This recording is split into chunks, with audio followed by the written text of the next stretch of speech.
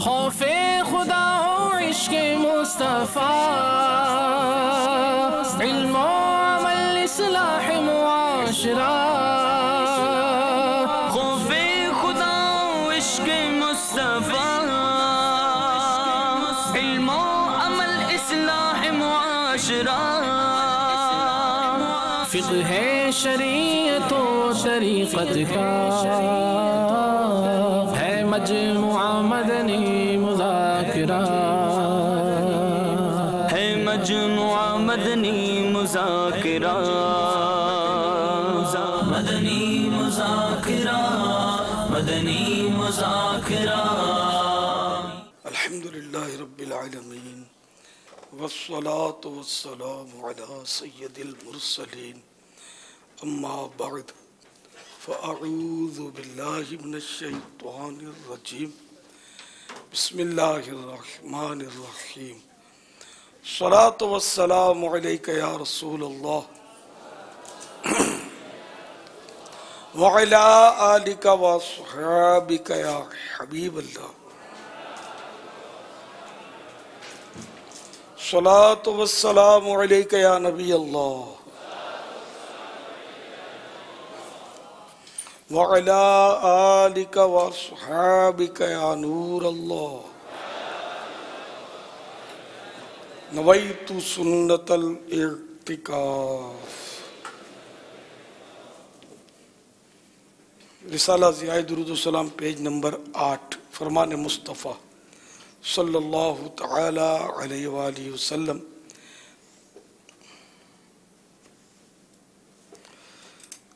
قیامت کے روز اللہ پاک کے عرش کے سوا کوئی سایہ نہ ہوگا۔ 3 شخص اللہ کے عرش کے سائے میں ہوں گے۔ عرض کی گئی یا رسول اللہ صلی اللہ تعالی علیہ وآلہ وسلم وہ کون لوگ ہوں گے؟ ارشاد فرمایا، نمبر 1 وہ شخص جو میرے امتی کی پریشانی دور کرے، نمبر 2 میری سنت زندہ کرنے والا، نمبر 3 مجھ پر کثرت سے درود شریف پڑھنے والا۔ صلو علی الحبیب صلی اللہ تعالی علی محمد۔ ہند کے شہر منصور سے محمد زاہد اختاری، امیر علیہ سنت کی بارگاہ میں سوال ہے کہ اگر کسی کا اعتکاف ٹوٹ جائے تو اس کا کیا کفارہ ہے؟ 1 دن قضا کرنا ہوگا، کفارہ نہیں اس کا، یعنی کہ 1 دن، چاہے ابھی دن باقی ہے رمضان شریف کے، انہی دنوں میں کر لے کہ غروب آفتاب کے وقت اعتکاف کی نیت سے مسجد میں موجود ہو، اور روزہ بھی شرط ہے اس میں۔ رمضان کا روزہ تو ویسے ہی رکھنا ہوتا ہے، ورنہ روزہ بہرحال شرط ہے اس میں۔ اور اب جب دن گزارا اس نے اعتکاف میں، رات اور دن مسجد میں، سورج ڈوبے گا تو اس کا یہ قضا والا 1 دن کا اعتکاف پورا ہو جائے گا۔ اگر کسی کا پچھلے کسی سالوں میں اس طرح ٹوٹا ہو اعتکاف، تو کیا وہ اس سال جیسا بھی ماہ رمضان باقی ہے تو کبھی اس وقت یہ اپنی قضا ادا کر سکتا ہے؟ ہاں، اگر سنت اعتکاف 10 دن کی نیت کر چکا ہے تو ان میں تو نہیں کر پائے گا۔ اگر نہیں کیا 10 دن کے لیے تو ویسے ہی ہے تو واقعی کر لینا چاہیے۔ ناظرین میں کوئی ہے؟ ہاں، ناظرین میں، حاضرین میں بھی کئی ایسے ہیں جو 10 دن کے متکب تو نہیں ہوتے، تو یہ بالکل گولڈن چانس ہے کہ رمضان شریف میں پتہ بھی نہیں چلے گا کہ اعتکاف کیا ہوا ہے، مسجد میں اکیلا ویسے بھی گھبرائے گا، لیکن رونقیں لگی بھی ہیں تو کر لینا چاہیے، بوجھ اتار دینا چاہیے۔ امیر علیہ سنت سے عرض ہے، یہ بھی رہنمائی فرمائے کہ بعض اوقات ایسا ہوتا ہے کہ بعض مسجدوں کے میں خارج مسجد جگہ بھی ہوتی ہے، اگر غلطی سے وہاں چلے جائے تو کیا تب بھی اعتکاف ٹوٹے گا؟ اور اب وہ بیٹھا ہوا تھا اعتکاف میں تو اب اس کو کیا کرنا چاہیے؟ ہاں، اگر خارج مسجد چلا گیا غلطی سے تو اعتکاف ٹوٹ جائے گا۔ اب اس کو جیسے کہ جہاں مل کے سب اعتکاف کر رہے ہیں وہاں اظہار نہیں کرنا چاہیے۔ اگر پتہ نہیں ہے لوگوں کو تو بلا ضرورت بتائے نہیں کہ میرا اعتکاف ٹوٹ گیا، کہ خواہ باتیں بنیں گی، پھر یعنی یوں مبالغہ کرو تو دوسرا آدمی مفتی ہوتا ہے، وہ مشورے دے گا، مسئلے کرے گا کہ نہیں غلطی ہو گئی، اللہ معاف کرے گا، آپ نے جان بوجھ کر تھوڑی توڑا ہے وغیرہ وغیرہ۔ تو شرعی مسئلہ یہ ہے کہ ٹوٹ جائے گا اعتکاف۔ اب مسجد کے امام کو بھی بولو گے تو عین ممکن ہے وہ بھی بول دے گا نہیں ٹوٹا. سب تو عالم اور مفتی تو نہیں ہوتے نا امام. تو یہ ہے کہ اگر ہم پر اعتماد ہے تو مسئلہ یہی ہے. فیضان رمضان کتاب میں بھی یہ مسئلہ مل سکے گا. تو اب یہ کہ اعتکاف ٹوٹ گیا تو مسجد میں ہی نفل اعتکاف سے وقت گزارے. اس دوران ایک دن جو میں نے طریقہ بتایا اس کے مطابق اعتکاف کر لے تو قضا بھی ادا ہو جائے گی. اور باقی نفل اعتکاف سے مسجد میں وقت گزارے. اگر پھر خارج مسجد میں چلا گیا تو پھر ٹوٹ جائے گا. تو پھر مطلب یعنی کہ بھلے ضرورت سے بھی جائے گا جہاں شرعی اجازت 10 دن والے اعتکاف کو خارج مسجد جانے کی بعض صورت ہے اجازت کی. تو اس اجازت کے موقع پر بھی یہ نفل اعتکاف والا خارج مسجد جائے گا اس کا ٹوٹ جائے گا. تو مسجد میں داخل ہو کر پھر اعتکاف کی نیت کرے. لیکن اب یہ کہ یہ نہیں کہہ سکتا کہ میں 10 دن کے لیے سنت اعتکاف میں نے کیا ہوا ہے. یہ کہیں گے نہیں. اب یہ یعنی جھوٹ بولنا پڑے تو یہ احتیاط کیجیے گا. واللہ تعالی اعلم ورسولہ اعلم عز وجل وصلی اللہ تعالی علیہ وآلہ وسلم. صلو علی الحبیب صلی اللہ تعالی علی محمد. فیس بک پیج پر جو سوالات آ رہے ہیں ان میں ایک سوال آیا ہے کہ نماز میں اور اعتکاف میں بھی اگر ذہن سے پریشانیاں نہ جاتی ہوں تو اب کیا کریں؟ یعنی بعض اوقات ہوتا ہے کہ نماز پڑھتے ہیں تب بھی ذہن میں مختلف خیالات و پریشانیاں آ رہی ہوتی ہیں. تو اگر اعتکاف بھی کوئی کرتا ہے تو اس میں بھی وہ پریشان ہی رہتا ہے, اس کی پریشانیاں جان نہیں چھوڑ رہی ہوتی. تو یہ پوچھ رہے ہیں کہ ایسی صورت میں اب ہم کیا کریں؟ کھانا کھاتے ہیں, کھانا کھا رہے ہیں, پریشانیاں نہیں جا رہی, کھانا کوئی چھوڑے گا نہیں. سوتے ہیں, پریشانیاں نہیں جا رہی, کوئی سونا نہیں چھوڑے گا. دکان پر بیٹھے ہیں, پریشانیاں پیچھا نہیں چھوڑ رہی, دکانداری کوئی نہیں چھوڑے گا کہ چلو اب ہم نہیں کماتے یار, ہوا کھائیں گے, کھانا نہیں کھائیں گے, کوئی نہیں چھوڑتا. تو نہ نماز چھوڑنی نہ اعتکاف چھوڑنا ہے, یہ بھی جاری رکھنے. اور اس کی برکت سے انشاءاللہ پریشانیاں بھی دور ہو جائیں گی.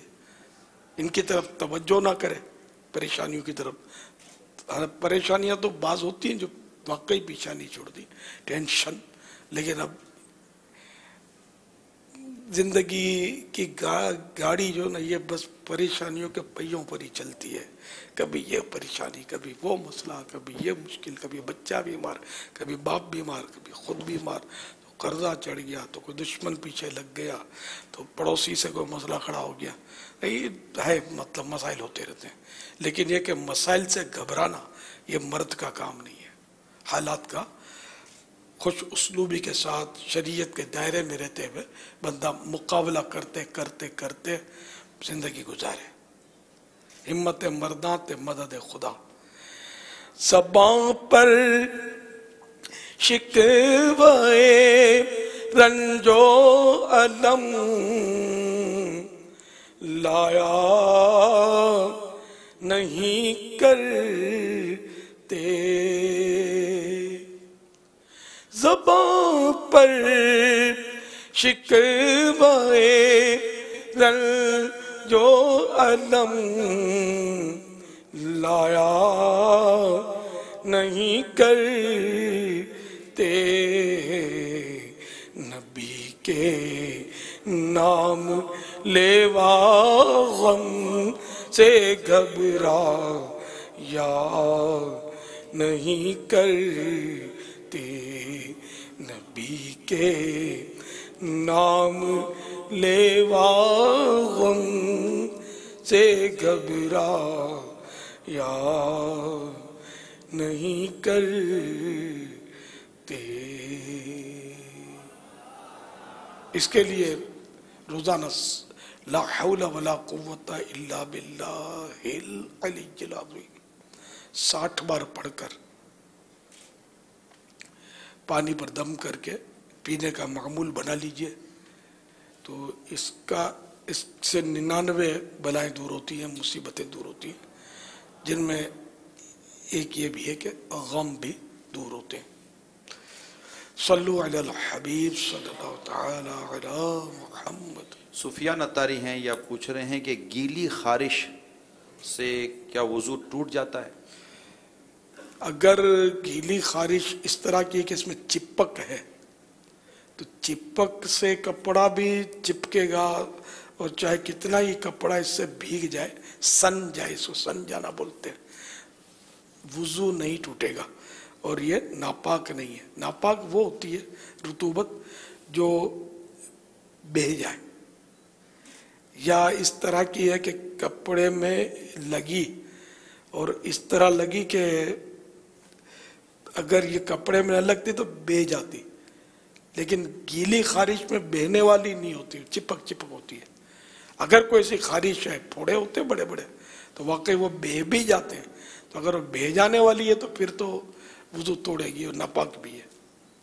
واللہ تعالی اعلم ورسولہ اعلم عز وجل وصلی اللہ تعالی علیہ وآلہ وسلم۔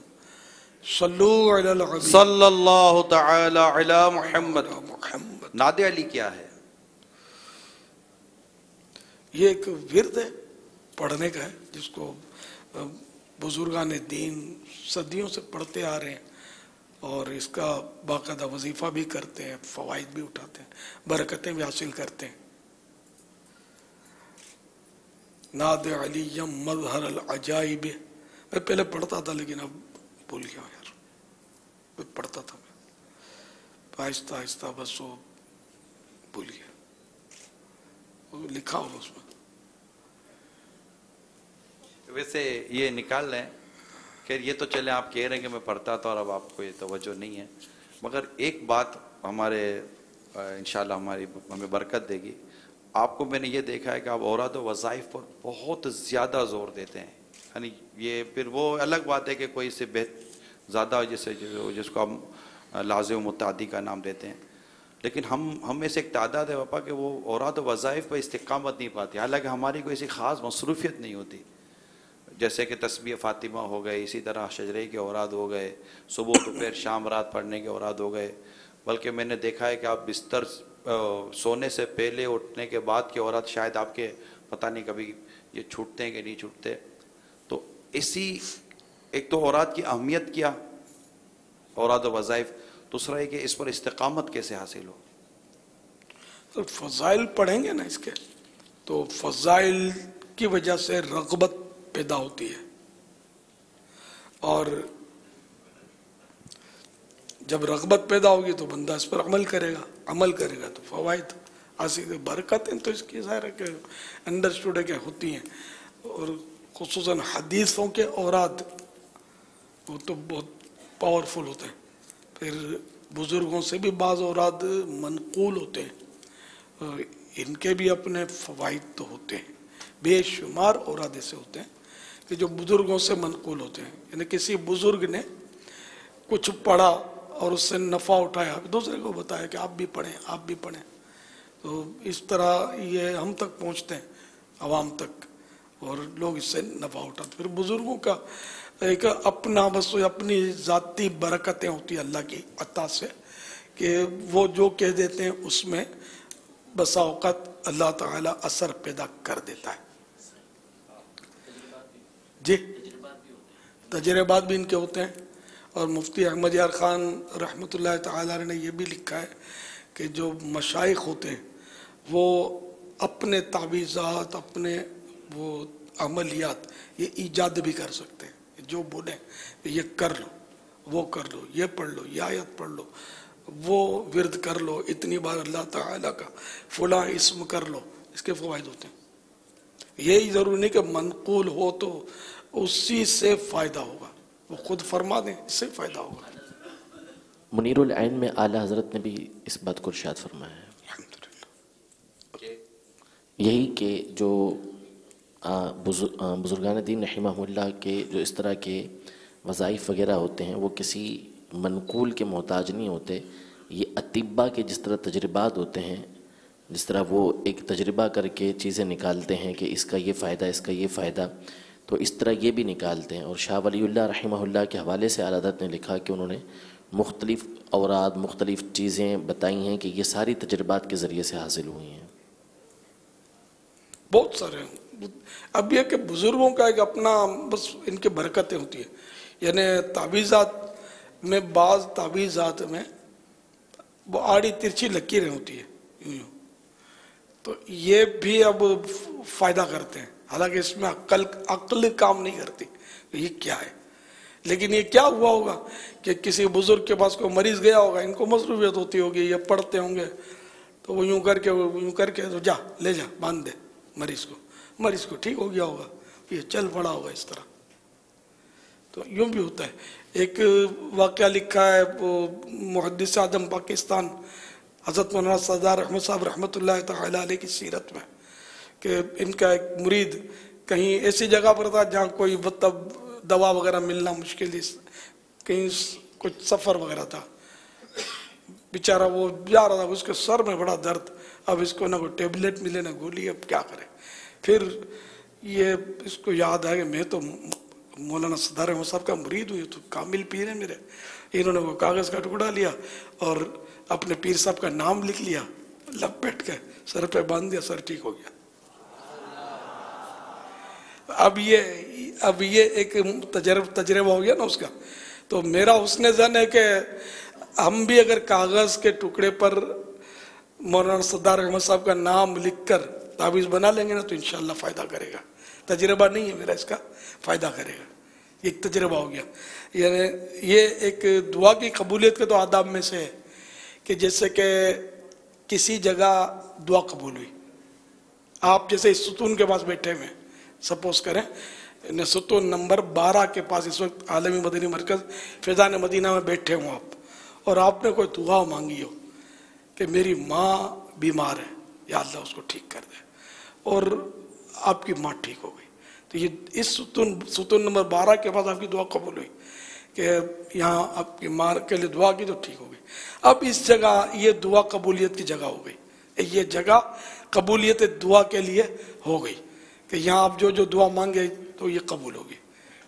اچھا، جہاں بندہ گناہ کرتا ہے وہاں دعا نہیں مانگنی چاہیے، وہاں رکنا بھی نہیں چاہیے کہ وہ جگہ خراب ہو گئی۔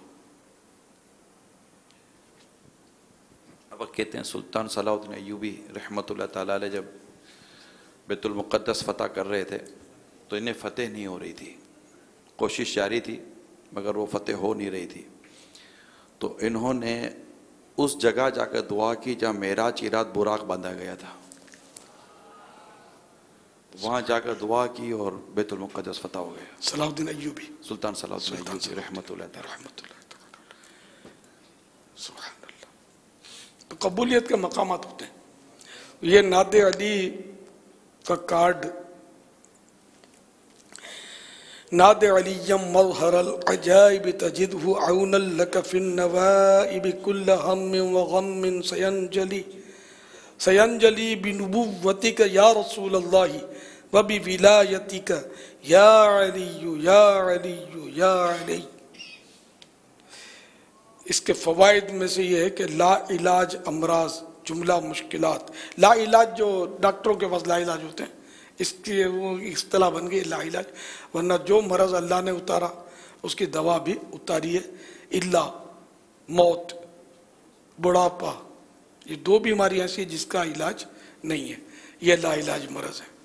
باقی ہر بیماری کا، ہاں یہ ہے کہ ڈاکٹروں کو نہیں ملا، جیسے کینسر ہے اس کو لا علاج مرض بولتے ہیں، لیکن ڈاکٹروں کے پاس اس کا علاج نہیں ہے، ڈاکٹر بھی علاج دریافت نہیں کر پائے، یہ کہنا چاہیے۔ ڈاکٹروں کو بھی اگر مجھے سن رہے ہیں تو حکیموں کو، ڈاکٹروں کو بھی یہ نہیں کہنا چاہیے کہ یہ بیماری لا علاج ہے، لا علاج نہیں ہے نا، بیماری آئی ہے تو اس کی دوا بھی آئی ہے۔ یہ کہنا چاہیے کہ ابھی تک ہم نے ابھی تک ڈاکٹری میں اس کا علاج دریافت نہیں ہو سکا ہے، محتاط جملہ بولنا چاہیے۔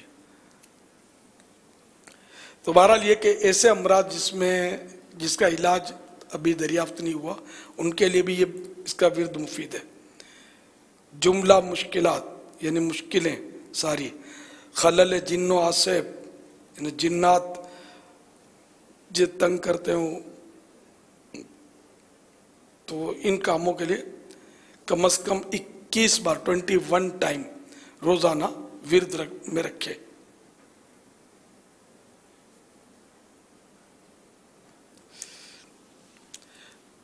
वल्लाहु तआला अअलम व रसूलुहु अअलम अज़्ज़ व जल्ल व सल्लल्लाहु तआला अलैहि व आलिहि वसल्लम सल्लू अलल हबीब सल्लल्लाहु तआला अला मुहम्मद। ये जो मोतकिफ़ीन हैं इनके बारे में सवाल आया है कि ये इनमें बाज़ ऐसे होते हैं कि अपने दोस्तों या जान पहचान वालों के हवाले से ये रुमाल लग देते हैं और रुमाल लग कर उसकी जगह बुक कर लेते हैं और फिर आगे पीछे हो जाते हैं। तो मस्जिद के अंदर किसी जगह को चादर या रुमाल वगैरह से रख देना या कोई अपने मुसल्ला बिछा कर रख देना, अपनी जगह फिक्स कर लेना और फिर चले जाना, इसके बारे में शरई मामला क्या है? नहीं, अगर ये मुस्तकिल ऐसा है तो हदीस शरीफ में मना है ना कि ऊँट की तरह नमाज के लिए कोई कोना मुकर्रर मत कर लो मस्जिद में, ठीक है। अच्छा, अब यहाँ जैसे एहतिकाफ में तो कसीर तादाद होती है हमारे यहाँ, इसमें तो तनफीर अवाम की सूरत होगी, लड़ाई भी होती होगी, इसमें कोई चादर हटा के बैठ भी जाता होगा, शेर का सवा शेर, फिर वो झगड़ा होता होगा, मेरी जगह तेरी जगह, अरे ये अल्लाह का घर है। तो इसमें इजाज़त उसको होती है अपना रुमाल चादर रखने की कि जो पहले से बैठा हुआ है, अब इसको अब पेशाब लगी या वुज़ू टूटा जैसे, तो अब इस ज़रूरत के तहत वो उठा तो अब वो चादर रख दे और दो को गवाह भी कर ले जो बैठे होंगे, देखो मेरी आ रहा हूँ भी वुज़ू करके, और फिर वाकई इस्तिंजा वुज़ू करके आ जाए, यानी 2 घंटे तक अब घूमता रहे और फिर इत्मीनान से वो तकबीर हो तो फिर पहुँचेगा मेरी जगह थी, ये नहीं। दियानतदारी के साथ ये करें तो मसाइल नहीं खड़े होंगे, वरना नफ़रतें होंगी, नाराज़ियाँ होंगी, गुनाहों के दरवाजे खुलेंगे। तो मुसलमान के दिल को नफ़रत से बचाना बहुत ज़रूरी है, बहुत ही ज़रूरी है। नफ़रत तो खून खराबे कराती है, गारत गरी कराती है, ख़ानदान के ख़ानदान उजाड़ देती है नफ़रत। तो इसलिए आपस में मोहब्बत का माहौल पैदा करें और अपने, वो भी अपने लिए रुमाल रखना है। वो जो सूरत बताई कि वुज़ू वगैरह टूटा और आपको जाना पड़ गया, दूसरे के लिए तो फिर भी नहीं रखना कि मेरा दोस्त यहाँ बैठेगा, नहीं नहीं नहीं, नहीं। ऐसा ना करें। अगर किसी का इस तरह दिल दुखाया है तो माफ़ी भी मांग लें। तो इस तरह तो पता नहीं कितनी आप यानी सवाब कमाने आए होंगे और खुदा जाने कितने बड़े गुनाहों के गट्ठड़ बांधकर यहाँ से पलटेंगे। दिल आज़ारियाँ, झूठ, घूरना, ईज़ा देने वाली नज़रों से, और नहीं, ऐसा नहीं करना है, बिल्कुल नहीं करें ऐसा।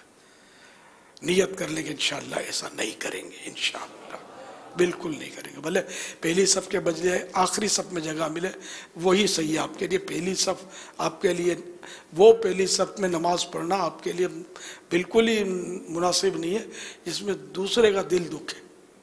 आखिरी सफ़ सही है जिसमें दूसरे के दिल में आपकी मोहब्बत पैदा हो। हम करते हैं अल्लाह की रज़ा के लिए, तो हमें हर ज़ाविये से ये देखना है कि अल्लाह राज़ी होगा या नहीं हमारे इस काम से। वल्लाहु तआला अअलम व रसूलुहु अअलम अज़्ज़ व जल्ल व सल्लल्लाहु तआला अलैहि व आलिहि वसल्लम सल्लू अलल हबीब सल्लल्लाहु तआला अला मुहम्मद। रमज़ान की शान, मीठे मुस्तफ़ा सल्लल्लाहु तआला अलैहि व आलिहि वसल्लम का फरमान, जिसने हलाल खाने या पानी से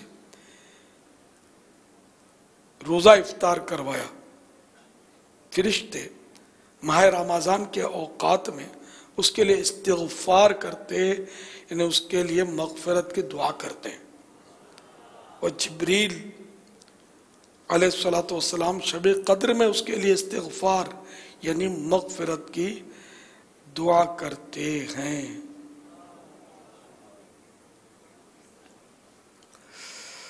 सल्लू अलल हबीब सल्लल्लाहु तआला अला मुहम्मद।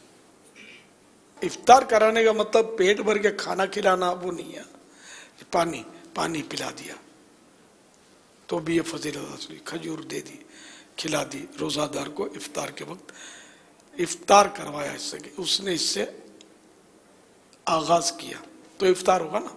अब बाद में आपने दिया तो इफ्तार तो हो चुका पहले उसमें। सल्लु अलल हबीब सल्लल्लाहु तआला अला मुहम्मद। میں کول اختاریہ باب المدینہ کراچی سے عرض کر رہی ہوں، پیارے امیر اہل سنت، بارگاہ میں عرض ہے کہ غربت اور تنگ دستی کیوں ہوتی ہے اور اس کی وجہ کیا ہے، اور ہمارے گھر میں غربت دور ہو، دعا فرما دیجئے، جزاک اللہ خیرہ۔ بعضوں کے لیے غربت مفید ہوتی ہے، بعضوں کے لیے غربت نہ ہونا مفید ہوتا ہے۔ غریب ہوگا تو شکر گزار بندہ بنے گا اور عبادت کرے گا، تکبر سے بچے گا۔ مالدار ہوگا تکبر میں پڑ جائے گا تو، اور عبادت کے بجائے معصیت میں پڑ جائے گا تو، گناہوں میں۔ تو اس لیے وہ اللہ تعالیٰ کی یہ تقسیم ہے، کسی کو امیر کیا، کسی کو غریب کیا، تو یہ اس کی مصلحتیں ہوتی ہیں۔ ہمارے حق میں کیا بہتر ہے ہم نہیں جانتے، تو اس لیے اللہ تعالیٰ نے ہمیں جیسا بنایا اسی میں ہم کو وہ خوش رہنا چاہیے، راضی رہنا چاہیے۔ حضرت سیدنا ابو الدرداء رضی اللہ تعالیٰ عنہ کا غالباً یہ ہے کہ اگر کوئی آپ کو ناراض کر دیتا، دل دکھا دیتا، تو آپ اس کو اس طرح مطلب دعا، یعنی بصورت بد دعا، ہم اس کو دعا سمجھتے ہیں، بد دعا دیتے ہیں کہ اللہ کرے تو مالدار اور طاقتور ہو جائے۔ اب یہ تو بہت بڑی دعا ہے۔ آج اگر کوئی پیر صاحب یہ دعا دیں تو پیر صاحب بھی چاندی ہو جائے، بڑے پیر صاحب بہت اچھے ہیں، سمجھے؟ تو یہ بدعا دیتے تھے اس طرح۔ اچھا، امام غزالی علیہ رحمۃ اللہ الوالی نے اس کا، یعنی ابو الدرداء یا کسی اور صحابی، نام ہو سکتا ہے میں بھول گیا ہوں، تو خیر، تو امام غزالی علیہ رحمۃ اللہ الوالی نے اس کے یہ حکایت نقل کر کے فرمایا ہے کہ یہاں یہ مراد ہے کہ اس کو مال ملے گا تو یہ مزید سرکشی میں آگے بڑھے گا، اور طاقت آئے گی تو مغرور ہو جائے گا اور کمزوروں پر ظلم کرے گا۔ تو یوں مطلب یہ بد دعا ہوتی ہے۔ تو بہرحال یہ کہ یہ دعا دینے میں حرج نہیں ہے، لیکن میں ایک بات بولتا ہوں، ایک صحابی کا کہ وہ اس انداز میں وہ دعا دیتے اس طرح کی، تو اس لیے اللہ کی رضا پر راضی رہنا چاہیے کہ ہم ہو سکتا ہے کہ غربت سے نکلیں تو ساتھ میں عبادت سے بھی نکل جائیں، تو یہ غربت اچھی جو ہمیں عبادت کرائے، ٹھیک ہے نا۔ لیکن یہ کہ غربت بعض اوقات کفر تک بھی لے جاتی ہے، یہ بھی ہوتا ہے۔ تو اللہ تعالیٰ سے ہر حال میں عافیت طلب کرنی چاہیے، اور بے شک اس کے اوراد بھی کیے جائیں۔ تو غربت، غریبی، امیری کی یہ حکمت، ایک حدیث شریف صراط الجنان جلد 9 پیج نمبر 65، حضرت انس رضی اللہ تعالیٰ عنہ سے روایت نبی کریم صلی اللہ تعالیٰ علیہ وآلہ وسلم نے ارشاد فرمایا، اللہ تعالیٰ ارشاد فرماتا ہے، بے شک میرے بعض مومن بندے ایسے ہیں کہ ان کے ایمان کی بھلائی مالداری میں ہے، اگر میں انہیں فقیر کر دوں تو، یا ہمارے ہاں فقیر عام طور پر بھیک مانگنے والے کو بولتے ہیں، تو میں انہیں فقیر کر دوں، یعنی ادھر غریب ہے نا، کہ میں اگر انہیں فقیر یعنی غریب کر دوں تو اس کی وجہ سے ان کا ایمان خراب ہو جائے گا۔ بے شک میرے بعض مومن بندے ایسے ہیں کہ ان کے ایمان کی بھلائی فقیری یعنی غربت میں ہے، اگر میں انہیں مالدار بنا دوں تو اس کی وجہ سے ان کا ایمان خراب ہو جائے گا۔ بے شک میرے بعض مومن بندے ایسے ہیں کہ ان کے ایمان کی بھلائی صحت مند رہنے میں ہے، اگر میں انہیں بیمار کر دوں تو اس بنا پر ان کا ایمان خراب ہو جائے گا۔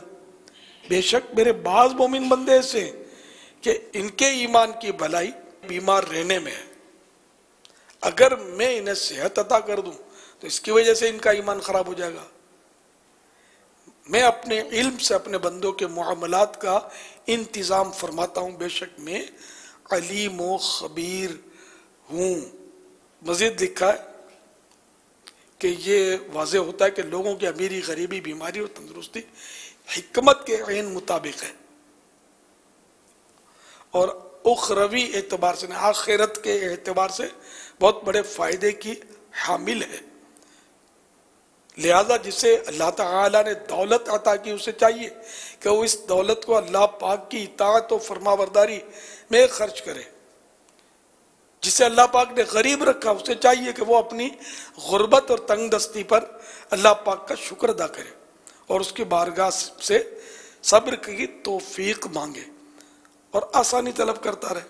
جو تندرست ہے وہ اس نعمت کو غنیمت جانے اور اپنی جسمانی صحت سے اللہ تعالیٰ کی اطاعت اور عبادت زیادہ کرنے کا فائدہ اٹھائے. اور جو بیمار ہے وہ بیماری کو اپنے حق میں مصیبت نہ سمجھے بلکہ یہ ذہن بنائے کہ اس بیماری کے ذریعے میری خطائیں معاف ہو رہی ہیں اور میرے ایمان کو تباہی سے بچایا جا رہا ہے. اور یہ دونوں چیزیں آخرت کی نہ ختم ہونے والی زندگی میں بہت کام آنے والی ہیں. اس سے انشاءاللہ عز و جل دل اور دماغ کو راحت نصیب ہوگی. صلو علی الحبیب صلی اللہ تعالی علی محمد. اسی عنوان کی اسی طرح کی حدیث ہے ابن عساکر کے حوالے سے اصلاۃ الجنان میں ہی نقل ہے. حضرت انس بن مالک سے ہی روایت ہے، حدیث قدسی ہے. میرے بعض مومن بندے ایسے ہیں کہ جن کے ایمان کی بھلائی مالدار ہونے میں ہے، اگر میں انہیں مالدار نہ کروں تو وہ کفر میں مبتلا ہو جائیں گے. اور میرے بعض مومن بندے ایسے ہیں کہ ان کے ایمان کی بھلائی مالدار نہ ہونے میں ہے، اگر میں انہیں مالدار کر دوں تو وہ کفر میں مبتلا ہو جائیں گے.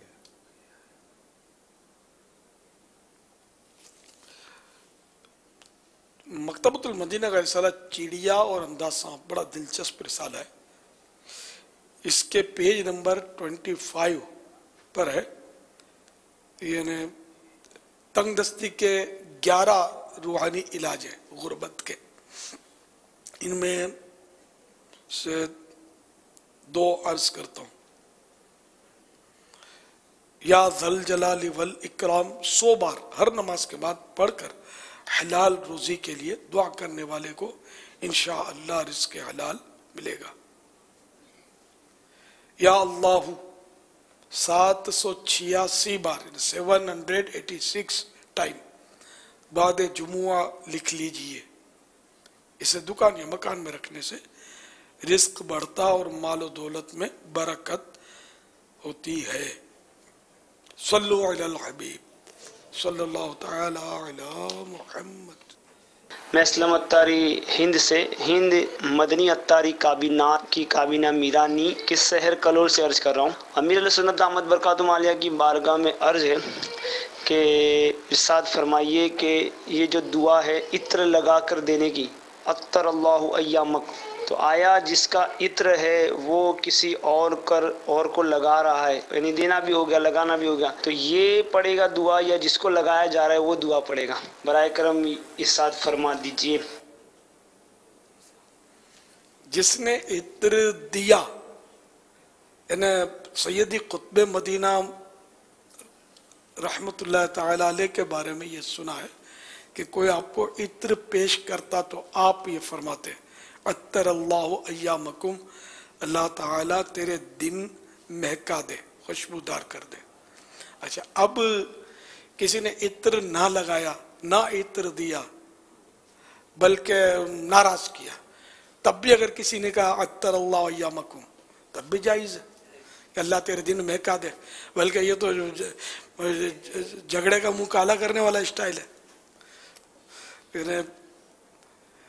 مفتی احمد یار خان رحمت اللہ تعالی علیہ نے کچھ اس طرح لکھا ہے کہیں کہ جیسے کوئی غصے میں آ جائے آپ کے اوپر، شاید اس طرح لکھا ہے، آپ اس کو دعا دیں اللہ تجھے مدینہ دکھائے تو غصہ ٹھنڈا ہو جائے. اس طرح کا نسخہ لکھا ہے. تو ظاہر ہے کہ ہم کسی کو دعا دیں گے تو ناراض کیوں ہوگا؟ مزید غصہ بڑھے گا تو نہیں. زیادہ غصہ کرے تو اللہ تجھے 7 حج نصیب کرے، کب تک غصہ کرے گا؟ ہم کو تکلیف دینے والے کے لیے ہماری زبان سے دعا نکلے، یہ بڑا مشکل ہے. یہ جذبہ کیسے ملے بابا؟ ہے بڑا مشکل. ہمارے بزرگوں سے تو اس طرح کی باتیں منقول ہیں، نقل کی گئی ہیں، اس طرح کی باتیں بیان کی گئی ہیں. یہ نقل میں بھی وہ मारूफ माना है ना, ये लेते होंगे, एक तादाद है, वो नकल करते हैं यार। है बुजुर्गों के तो इस तरह के कई वाक़यात है कि इनको गुस्सा दिलाने वालों को इन्होंने बड़े प्यारे प्यारे जवाब दिए, तो गुस्सा करने वाला शर्मिंदा हो जाए।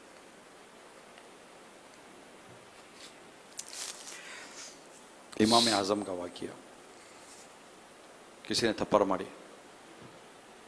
इमाम आज़म अबू हनीफा रहमतुल्लाह ताला अलैह को किसी ने थप्पड़ मारी तो आपने उसका हाथ थामा, पकड़ लिया हाथ उसका या जो भी, और फरमाया कि मैं अगर चाहूँ तो तुमको अदालत में खड़ा कर सकता हूँ और फैसला ले सकता हूँ और बदला ले सकता हूँ, तुमको थप्पड़ मार सकता हूँ वगैरह, लेकिन मैं ये कुछ नहीं करूँगा, बल्कि क़यामत के दिन अगर अल्लाह ने मुझे कोई मनसब वजाहत, कोई अच्छा मकाम अता फरमाया तो मैं तुम्हें जन्नत में लिए बगैर नहीं जाऊँगा।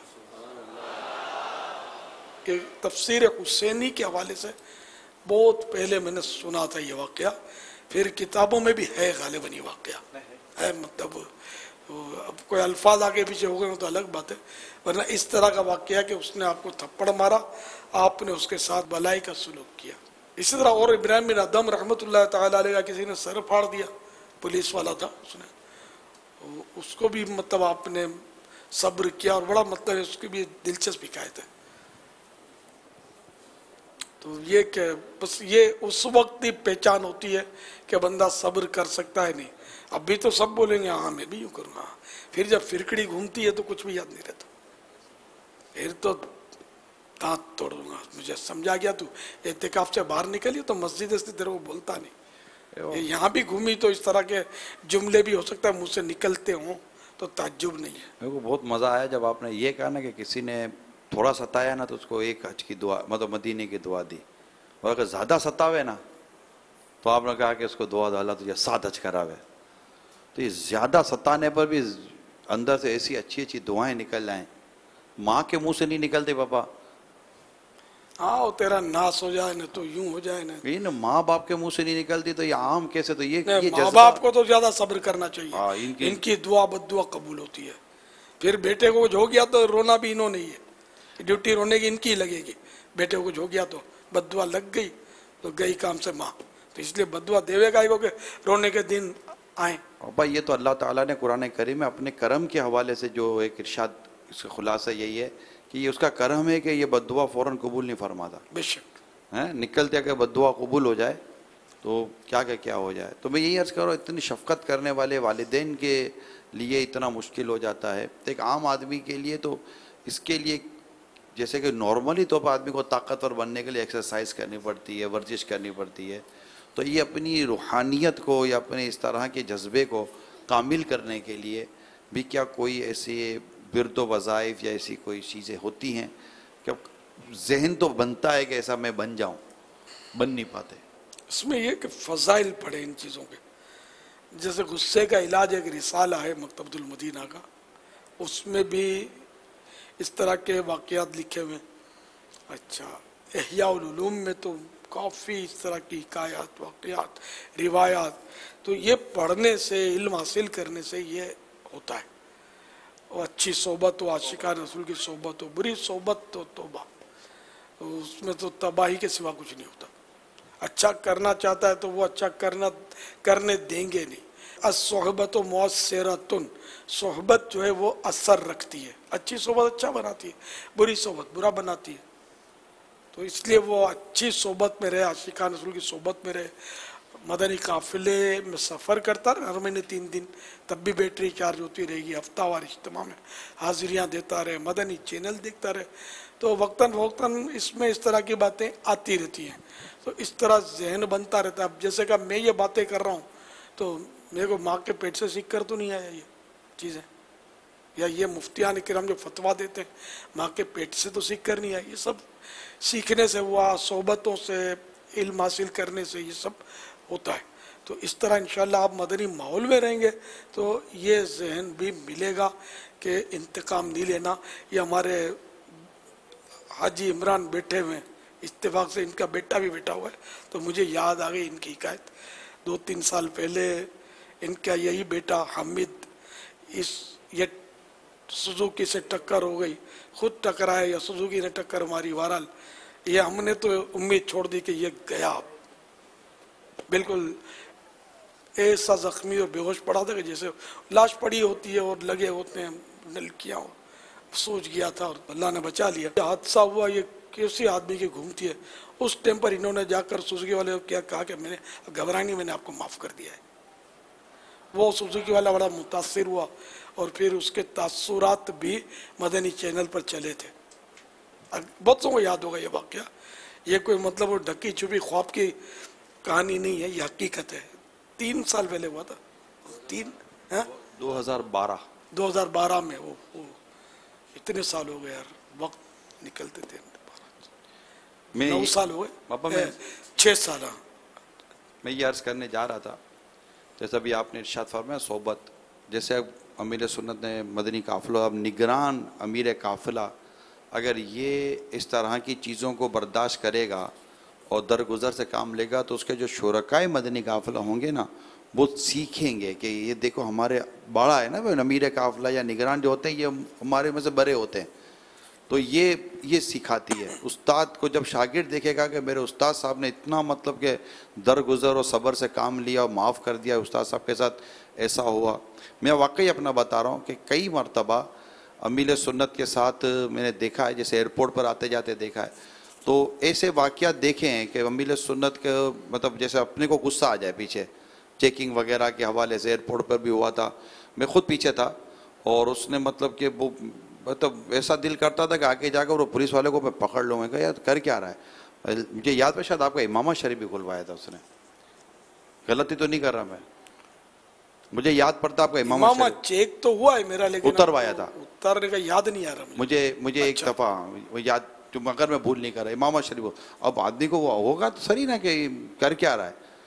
तो अब ये कि वो भाई अब ये मुस्कुरा रहे हैं और वो सारा वो कर रहा है। बाद में फिर मुझे बाद में अमीर सुन्नत ने फरमाया कि इससे फिर मेरे से माजरत भी की थी, माफ़ी भी मांगी थी, कुछ ऐसा हुआ था।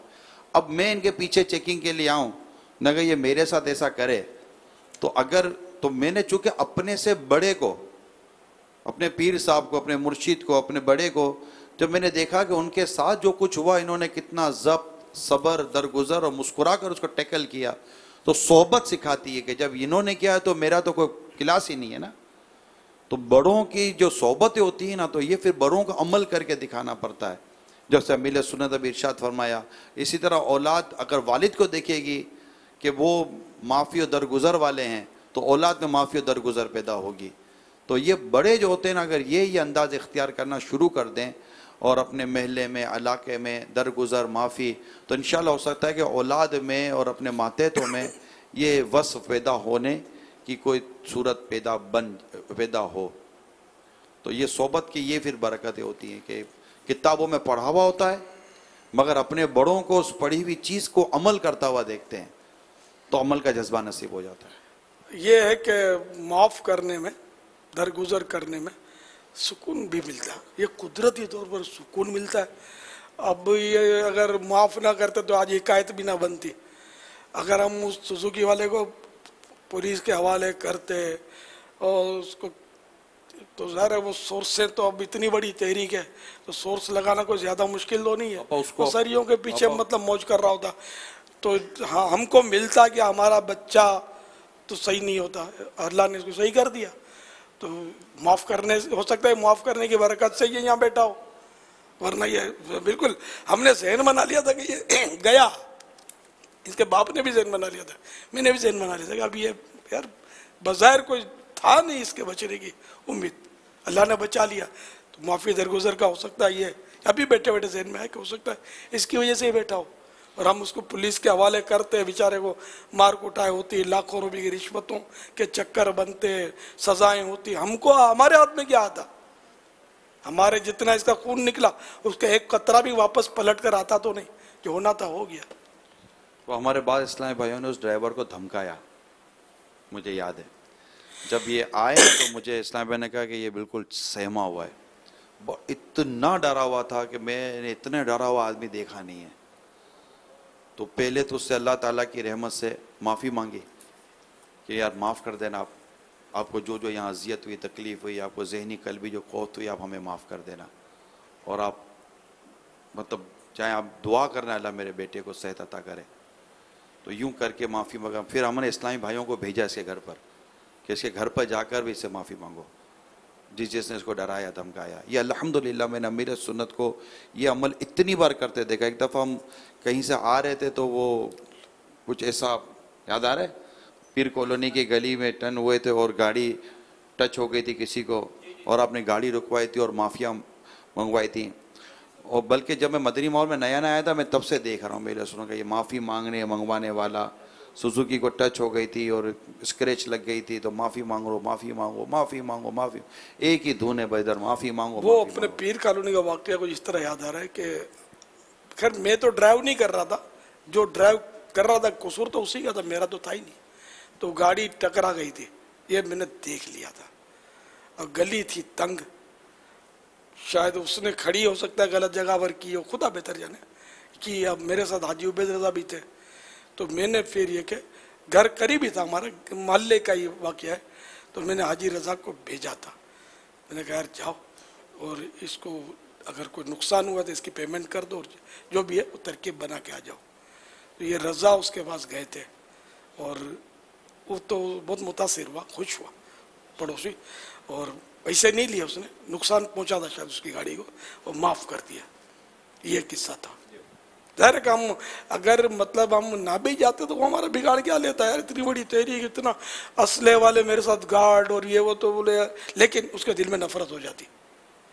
اور بولتا ہے یار یہ لوگ تو بدماش لوگ ہیں یار، خالی وہ اللہ رسول کا نام لے کر لوگ اکٹھے کر لیتے ہیں، ہماری گاڑی کو نقصان پہنچا دیا اور کچھ نہیں کیا. خیر یہ سارے تصورات اس وقت نہیں تھے.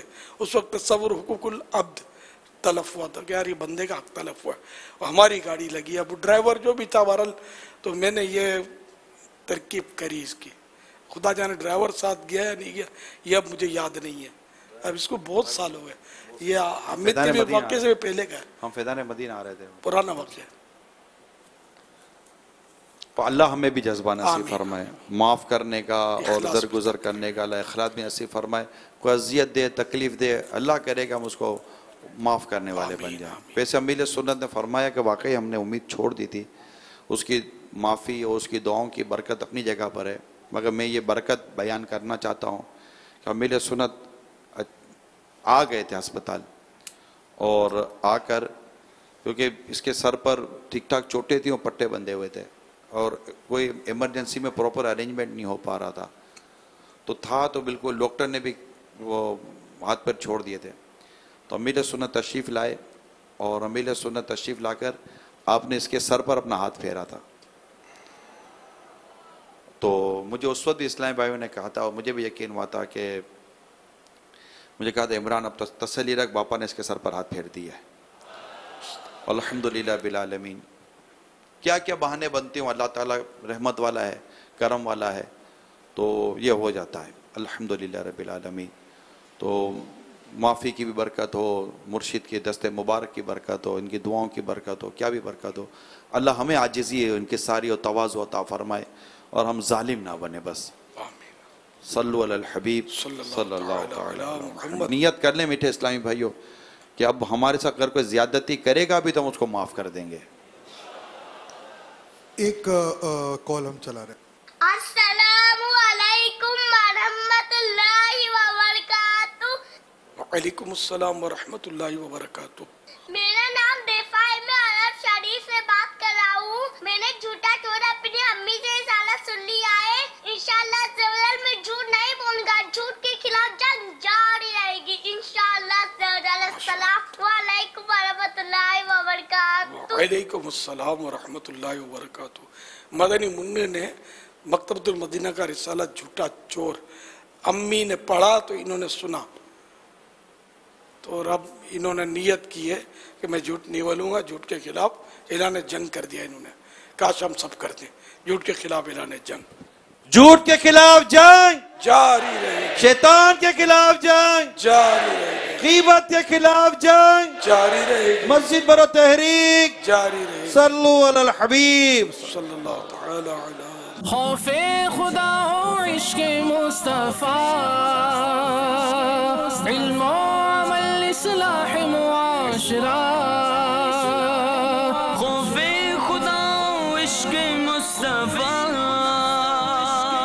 علم و عمل اصلاح معاشرہ، فقہ شریعت و طریقت کا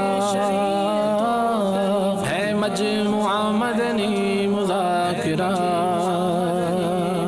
ہے مجموعہ مدنی مذاکرہ، مدنی مذاکرہ، مدنی مذاکرہ۔